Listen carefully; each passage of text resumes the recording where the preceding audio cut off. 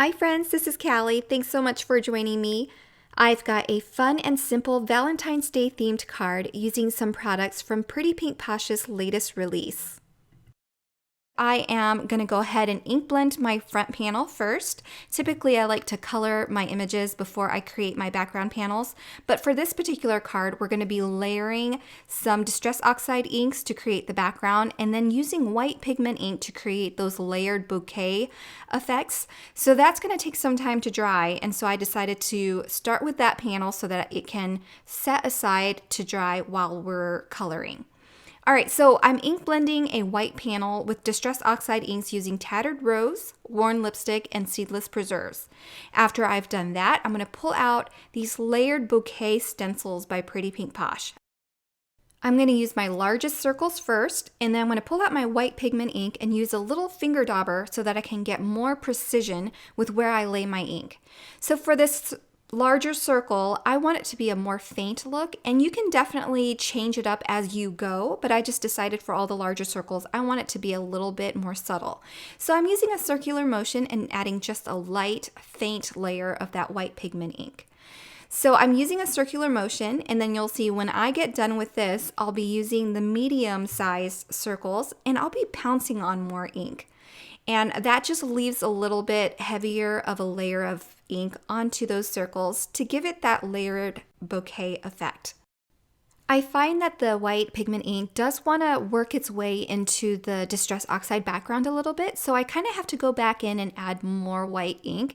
As that white ink dries, it does get a little bit more translucent in color, so you might want to add a little bit more ink or go back a second time, and that's what I had to do with this layer with the smallest circles.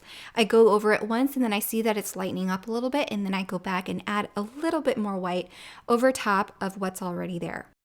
Okay, so once my background is done, I'm going to put it in my MISTI, and I'm going to stamp this heart image from the All My Love stamp set. This top panel is going to act as a template. I recently showed this in one of my videos, and so I just wanted to share it again for this particular card. I'm stamping the image on top of the top panel and then using it as a template. This bottom panel is what I'm going to color. And leaving that stamp in the same place is going to help ensure the perfect cutout later when I go to cut the heart out of that top panel. Before I do any die cutting though, I'm going to set that aside so it can dry, and then we're going to start on the coloring. I'm going to speed through the coloring because the coloring that I'm doing is very, very simple. I'm just using 2 markers for each color, adding a little dot for some shading, and then blending that out with a lighter shade. If you're interested in all of the markers that I use, be sure to check out the blog because I'll be listing it there. I'm using a very soft but colorful palette because I really don't want to take too much away from the bouquet panel that we have on top. I'll be coloring 2 hummingbirds from the Hummingbird Thanks set also, and I want to use those same colors. And on this one, because the image is a little bit bigger, I am pulling in a 3rd marker to either give it more dimension or to make blending a little bit easier. So the colors are the same. Again, I'll link it on the blog, so be sure to check that out if you're interested in the colors. All right, so again, very simple coloring. I am just adding the darker color, then the medium color, and then a lighter color to blend it all out.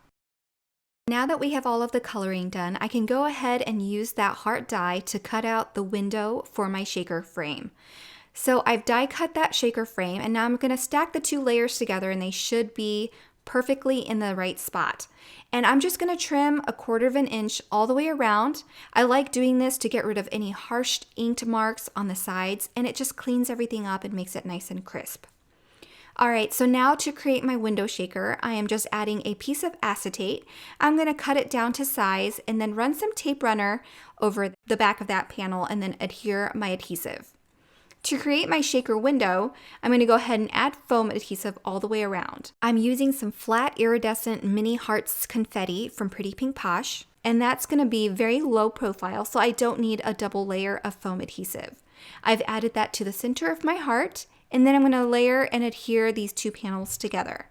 And that completes your shaker panel. So I'm going to go ahead and add some adhesive to the back of this and adhere it to a top folding card base, and then we can go ahead and embellish the outer portions of this shaker card. I've got my 2 hummingbirds that I previously colored, so I've die cut those off camera, and now all I need to do is adhere them to my card. I'm going to adhere them with foam adhesive because I like lots of dimension. So I've added those, and then the last thing to do is to create a sentiment. I'm going to emboss a sentiment from the All My Love stamp set, the same stamp set that the heart image came from. And then once I emboss that and trim it down, I'm just going to use my T-ruler to help me line up my sentiment before I press down and make sure that everything is in place. And that finishes my card for today. I really hope you enjoyed that. Thanks so much for stopping by. I appreciate you spending your time with me. I'll be linking 2 more videos in case you're interested, and I hope you'll subscribe and hit the thumbs up button if you enjoyed this video. Thanks for watching. Bye everyone.